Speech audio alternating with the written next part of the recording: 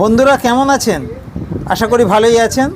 আজকে ইলেকশনের রেজাল্ট, যত ট্রেডার কমিউনিটি আছে, অর্থাৎ যারা ট্রেডিং করে ব্যাংক নিফটি, নিফটি, ফিন নিফটিতে, সেই ট্রেডার বন্ধুরা এই ইলেকশন ডেতে ট্রেড করবে বলে, অর্থাৎ ইলেকশন রেজাল্ট ডেতে ট্রেড করবে বলে 1 মাস আগে থাকতে, 1.5 মাস আগে থাকতে প্রস্তুতি নেয়।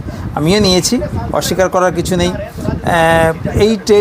এই ডেতে সাধারণত নতুন যারা ট্রেডার, তাদের এই ইলেকশন রেজাল্ট ডেতে ট্রেডিংয়ে না করাই ভালো, কারণ প্রচণ্ড ভলাটিলিটি থাকে, আর যে কোনো এক সাইডে আচমকা মুভমেন্ট করতে পারে, এটার সম্ভাবনা থাকে। ভিক্স হাই থাকে।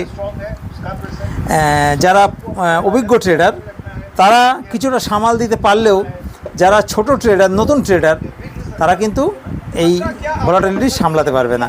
সেই জন্যে সাধারণত আমি যারা নতুন ট্রেডার